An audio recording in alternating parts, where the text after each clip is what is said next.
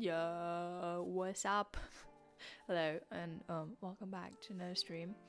I need to take one out because otherwise it's super weird. Cause like I don't know, yeah, because I then just sound a lot different than what I usually sound like, and that's just super weird. Yeah, hi, welcome back to another stream. It's me again. Um, yeah, I'm just gonna like read again and just like chat a little with all of you, I suppose. And oh yeah, there's one thing I realized. Because I was looking on my Kindle how much every day is the book. Because I just really want to finish that audiobook, but I don't have the book anymore because like we read it with school, like yeah, and we had to give it back, and yeah, that's kind of like that story.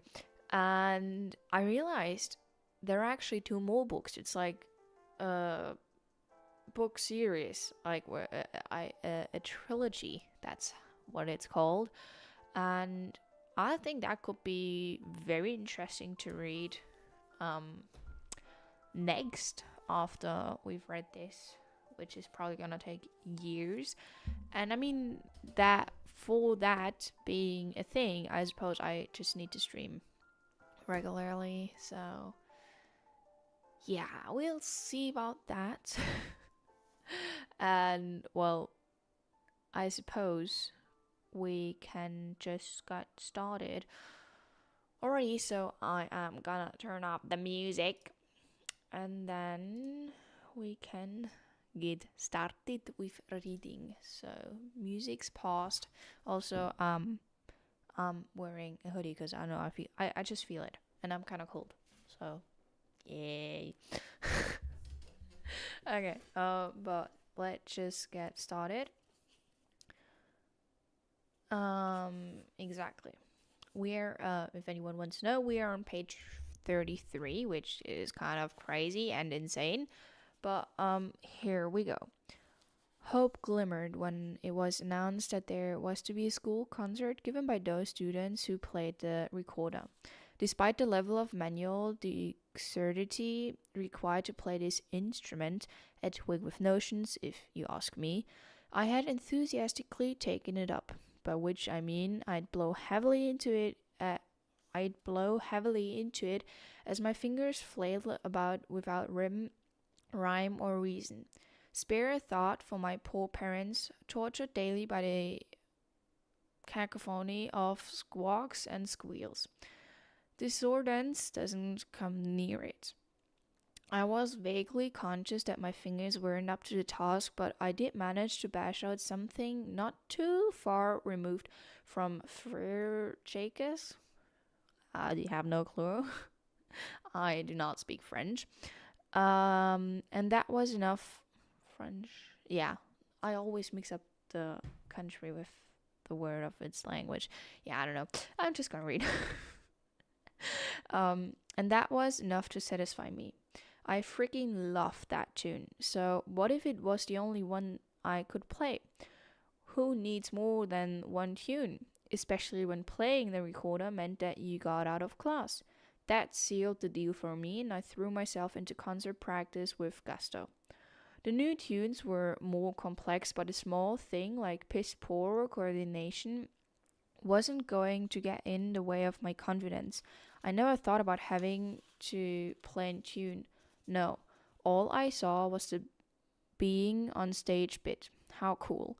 A month of intense practice followed, in which we all played our little hearts out in a vain attempt not to emulate the strangling of a pack of cats. It paid off though, because as I sat and listened to the group the day before the concert, I thought they sounded brilliant. That I wasn't joining in had momentarily escaped my attention. The following morning, I turned up, sporting a special outfit for the musical extravagance. Our teacher led us through the songs once more and finished with a stirring speech to inspire us and combat any nerves. Why would anyone be nervous? I thought. It's going to be amazing. I was the last in line as we filed out to the music room when, as I reached the door, the teacher put his hand on my arm. Francesca. Something in his voice made me feel uneasy. I stopped. What? I gripped my recorder tightly with both arms. The thing is, you can't be in the concert today. His eyes flashed away from me. Why not? I asked. My lower lip wanted to tremble, but I stopped it. Just. Well, your fingers aren't fast enough to play the tunes properly. He looked sad. But I can play Frere Showcase. He looked unconvinced, but let that go, which was magnanimous of him. We're not playing that today, though, are we? I thought this over and shook my head. I didn't want to say anything because I knew I would cry if I opened my mouth. Are you okay? He asked quietly. I nodded. Would you prefer to stay here during the concert? I nodded again and sat down. The floor turned blurry and I blinked out a tear. Maybe I could persuade my mom to have another baby after all. I quickly recovered from the devastation of recorder gate and soon forgot that there was anything slow about my fingers. Aside from the ongoing battle to avoid maths, usually climaxing with an impassioned, but that's what calculators are for, I couldn't have been happier. I decided that Rule was objectively the most beautiful baby ever born. I decided also that it was my duty as his big sister to protect him from life's dangers by carrying out such brave acts as carefully diverting a wood louse that had unwisely chosen to venture within the 30 centimeters of him. Raoul was a constant source of delight to me, and I could not understand my friends who were sometimes jealous of their new siblings. Why would I be jealous of him? I love him, I would tell them. Because they get all the attention, they would reply with serious faces. I didn't share the worries or recent Raoul's existence.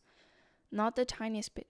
I don't attribute this to any initiated wisdom in me, but to my Spanish grandparents, who, despite now living a few streets away from us, were close enough to smother me with enough love and attention to stem any potential pangs of jealousy. In return for their unwavering devotion, I worshipped them back.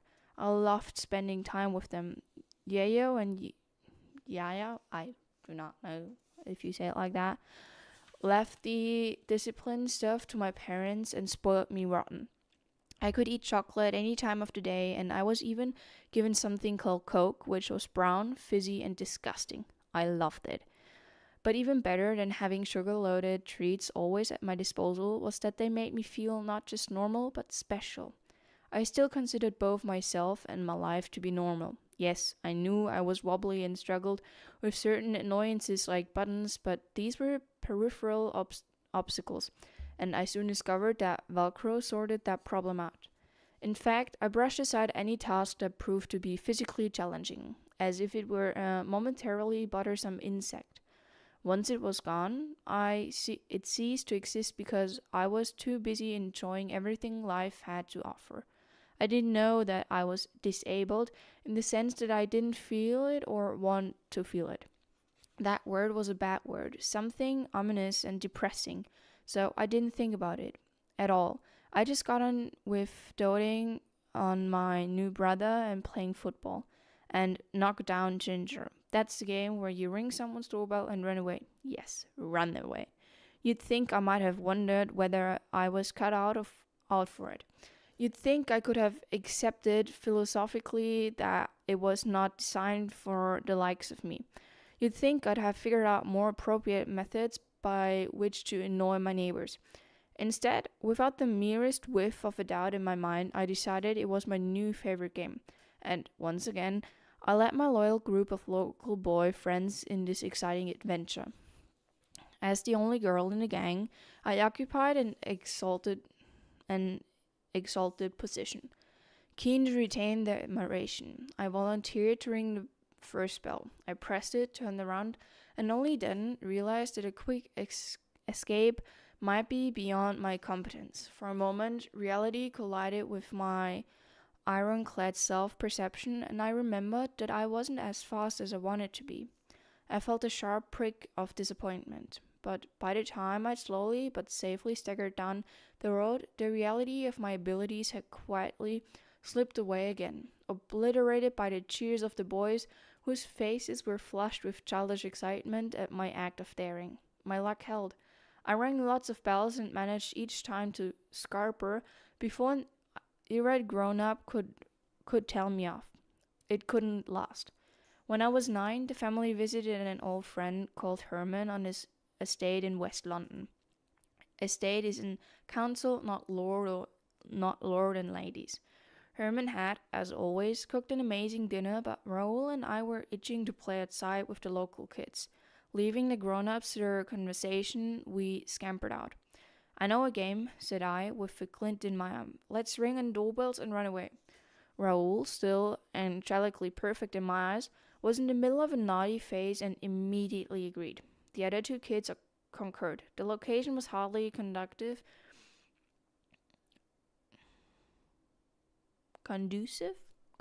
I think, to the game as it was. Essentially a small courtyard with 4 doors opening onto it, offering, therefore, nowhere to hide.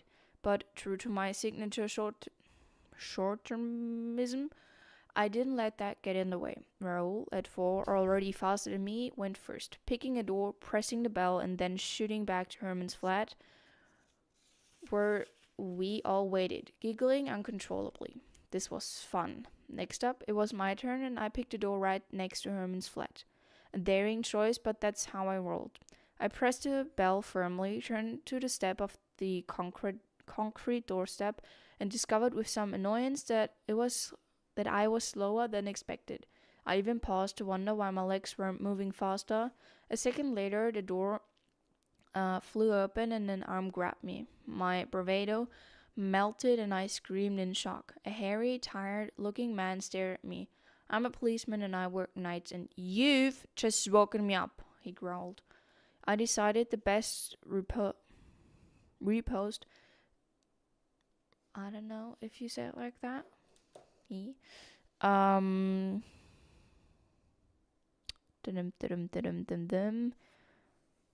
To this was to pee my pants and down my leg and onto my shoe. My parents came out to see what the hullabaloo was about, and I apologized to the man. He also apologized to me, perhaps softened by the vista of the little girl standing in a pool of her own wee-wee. Game over. I was led inside to Herman's spare room, where my mom took off my wet trousers, knickers, and socks. Not having anticipated a change of clothes for the dinner party, she went to look for possible options. A minute later, she returned with a pair of Herman's neatly pressed white fronts. I reluctantly pulled them on, and there I forlornly stood. My mom probably realized that was all the punishment I needed. I never played the game again. There's nothing quite so effective as having to wear an old man's white fronts knotted at the waist to remind you that you can't run fast, however much you want to. Oh my god. Reading's hard as fuck. Chapter 2. The nun looked angry. What have I told you about running around the school during lunchtime? I pretended to look scared.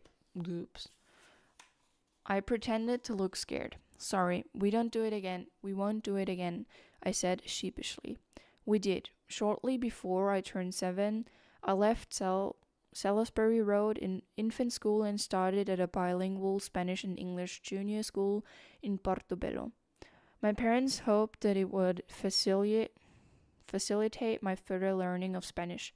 They hadn't foreseen that it would also I can't talk.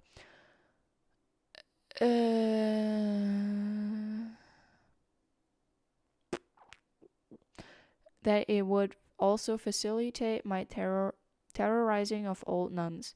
The school had been a convent, and I was intrigued by these fascinating creatures who stalked the school corridors like imperious ghosts. I grew up in a non-religious family, so the nuns seemed almost mythical figures to me. Not so mythical that I obeyed their commands, you understand, but in the sense that I could hardly believe they existed. Someone told me once that they weren't allowed to have boyfriends. I couldn't believe it. Looked at them with pity, still prone to daydreaming about my afternoon trysts with Clint. I was sorry that they'd never know what it's like to be kissed by a boy.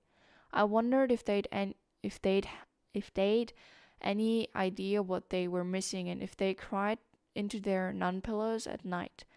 I'd already made a new group of boy pals, and my two best friends were called Angel and Raymond.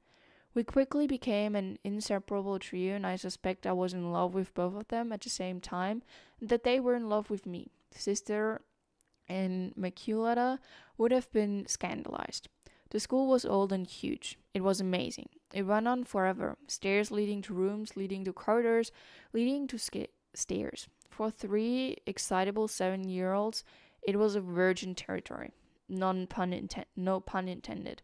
Crying out for exploration. However, for some important yet unspecified reason, it was absolutely forbidden to be in the building during lunchtime. So everybody was ushered outside into the grey, boring playground, and the big doors boomed shut behind us. No matter. Decreeing something as forbidden just fueled the determination of me and my Spanish partners in crime to investigate. Just before the lunch bell, we'd sneak out of the classroom, run upstairs, then along a musty wooden corridor, and we were away. Every day, we'd explore a new part of the building and pick up a spot to sit down in and have our lunch. The rooms and halls and stairs were dark and woody, giving it a formal and intimidating air, which we loved. The eerie atmosphere hung like billowing sheets in the disused rooms. It made us giggle with that spicy delight that is tinged with a drop of terror. We tried to scare each other, finding dusty old cupboards to leap out from with a roar. It was the perfect way to pass the time, and each morning I itched for it to come around, sharing conspiratorial glances with Angel and Raymond. One day, oh my god, I can't say that word. In an now I lost it. In inevitably, I can't say that word. I guess we figured that out now.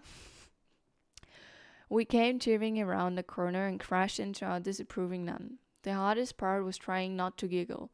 We were summarily shooed out, and the heavy door shut resolutely behind us. I bet Sister in Maculata was just jealous that I got to hang out every day with my two hot amigos. If it was possible, I felt even happier than I had at Salisbury School. With a double dose of boy candy and a whole new world to explore, my confidence rose like a high tide. My body served me well in these rambling escapades, and long gone were any worries about the tricky realities of wooden instruments. Each day was a tantalizing mix of adventure and laughter and mischief, all of which I was convinced were the prime ingredients of life. And in my tummy lay the giddy feeling of invincibility. I could do anything. We were taught in Spanish one day and English the next. It was a great way to develop our language skills. My parents and I had lived with Yayo and Yaya until I was 3, so we had spoken in Spanish at home and I'd soaked it up. Also, my mom had lived in Spain for 8 years when she was young, so she was fluent too, and it made sense that although my understanding of Spanish was pretty good, I ought to improve my speaking skills beyond quiero chocolate y Coca-Cola. What made less sense was the religious aspect of the school. Yayo's father had been tortured to death by Franco's army in the Spanish Civil War, and Yayo himself had fought against Franco before he spent 3 years in a prisoner of war rehabilitation camp doing slave labor. Unsurprisingly, Yayo's attitude towards the church that had plagued Franco, not to mention various other repressive and violent regimes around the world, was less than enthusiastic. I think Yayo was amused by the reports he had received of his little granddaughter having regular run-ins with agitated nuns. He may even have felt a spark of pride. My parents shared his suspicion of organized religion, so it was agreed that when the nuns gave their twice weekly lessons on Jesus, I would be allowed to step out. This was welcome news to me, and I couldn't believe my parents were behind it. Result. I asked my mom why I was allowed to miss religion and further suggested that they might consider removing me from Mass too. Turned out the Bible was a bunch of made up stories that I didn't have to learn about, but Mass was important. Damn. I asked my friends what they talked about in religion class, and I wondered why the nuns were allowed to love Jesus. Wasn't he a man? Years later, I would meet a very cool nun called Maeve. She was totally different from the nuns who frowned upon my daily antics. My other grandparents were quite fond of Jesus, and that Christmas they invited my mom, her four sisters, and their families to Spode, an old country house in Staffordshire that was run by an order of Christian brothers, where Catholic families could stay and do art and craft classes. I'm sure my dad was over the moon at the prospect of spending a whole week surrounded by his eccentric in-laws in the middle of nowhere. Actually, it turned out to be a lot more fun than it sounds. I quickly need to drink something. I forgot where I put my bottle.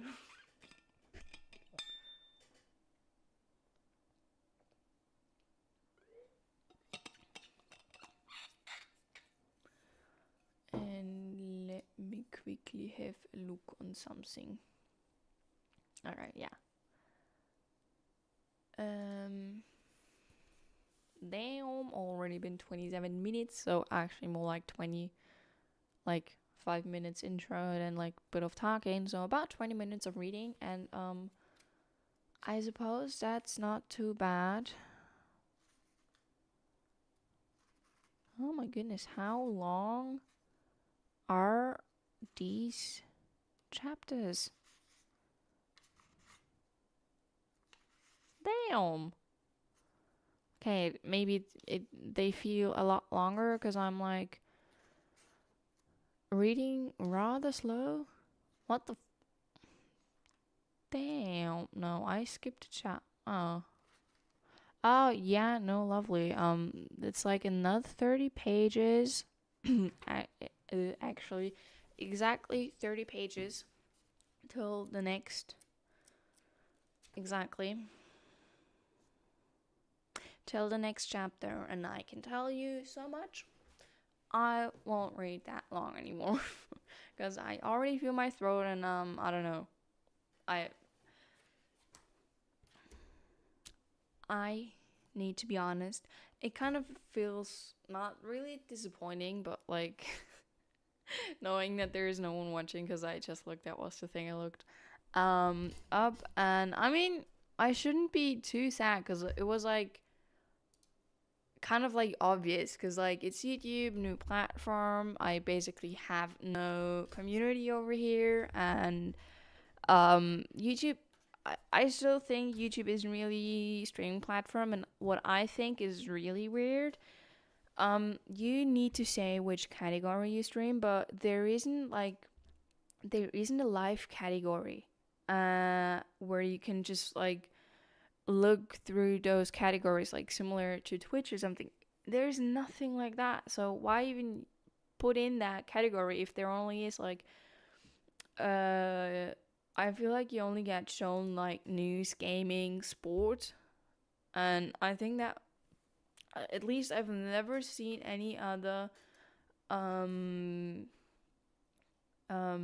exactly any other live stream categories. So why shouldn't? Yeah, no, it makes no sense. Just gonna be real. It makes no sense. And now that I'm talking, we can put in some music. No, but like also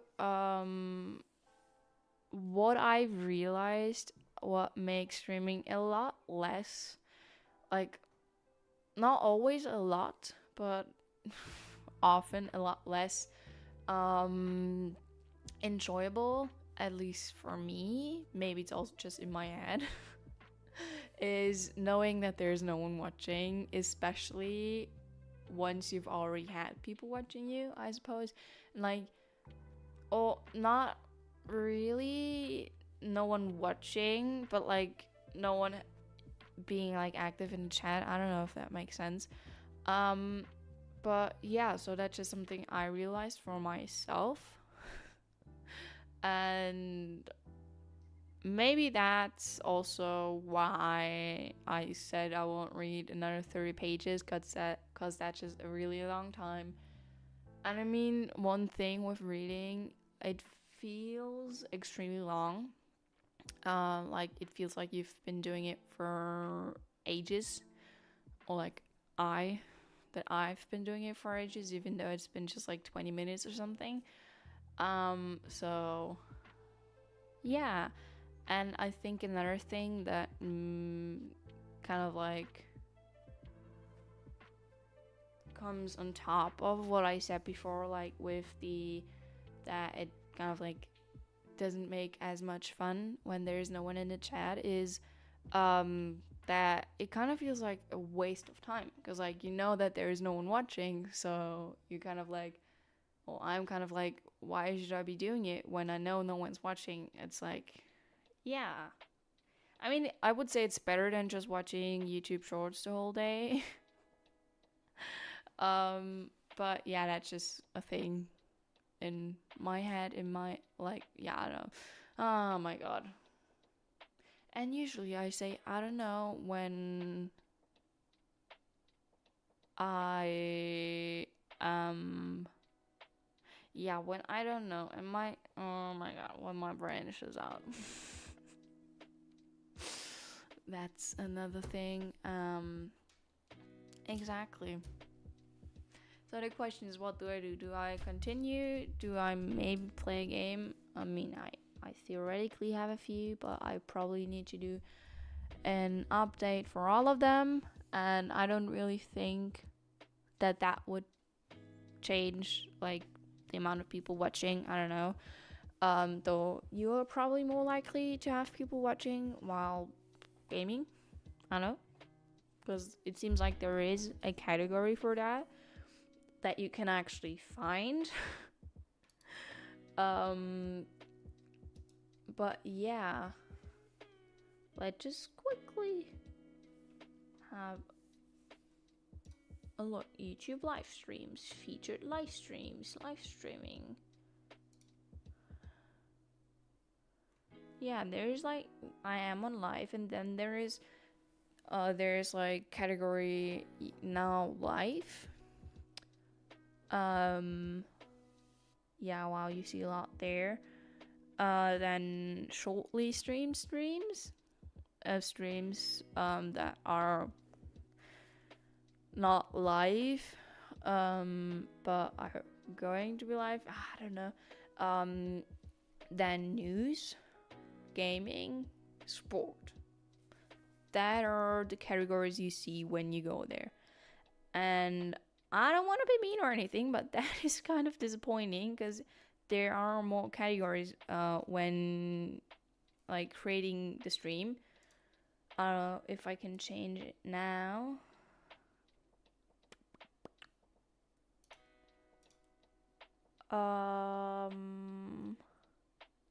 Yeah, I can change it now. There's like category cars and vehicles, like studying, like, no, education, comedy, film and animation, gaming, humans and blogs, music, news and politics, I don't know. Tips and styling, traveling and events, social engagement, sport, animals, engagement, I don't know, and technique and science. Those are the categories, but if you want to find them, you only find like 3 of them. Like, what the fuck? That does not really make any sense. Yeah, I don't know. Maybe it just does not make sense for me, but I just truly feel like as if it does not make sense. I mean, I could. Oh my god, it's so stupid, but I'm gonna try to find me.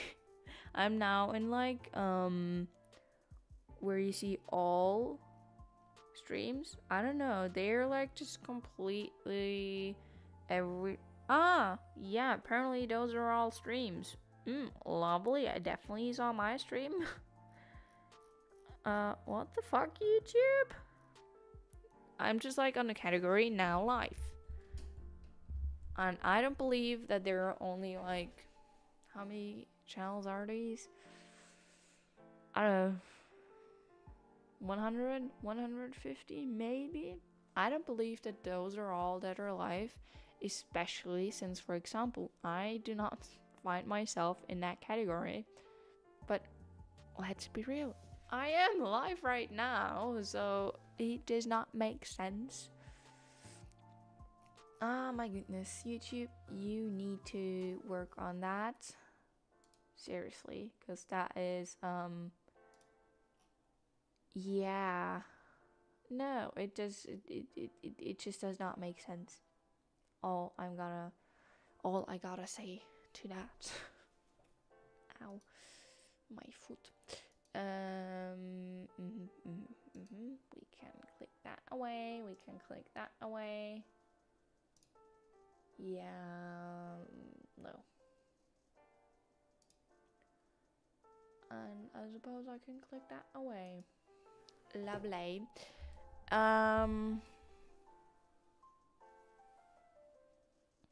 It is kind of happening what I said before, that no one is watching, at least that's what the statistics say or analytics say, and that's why I am contemplating to end stream. I don't know, it's so stupid because yeah, I don't know, because then I never need to ever start a stream again. I don't know if that was grammatically correct, but yeah, because especially in the beginning, there are mostly not going to be any people watching. I would say especially here on YouTube, if you do not already have a followage. Do you say it like that? I know, a community. So yeah. But I kind of feel bad if I now stop, because I know that it's just part of streaming and part of starting streaming. I don't know. Yeah, no, I think though maybe I'm gonna start again and do another stream. Well, usually when I say that, it never happens. So yeah, no, but I think I'm probably just gonna like end stream. Yeah. Hej. Hello. Det sista ska kunna gå in efter beväsningsnick och headset. Okay. Danke. It's okay. That's this. Well, just talk with my sister. Yeah, no, but exactly. I'm just gonna end it, and we'll see what is from next time, and if it goes differently. So, if someone was watching, thanks a lot for watching. I wish you a great day, and yeah, a great Wednesday. I always need to think which day it is and what that day is called in English. But yeah, we'll see you the next time. Hopefully, eventually, probably. And until then, have a great time. And yeah, until the next time. Bye bye.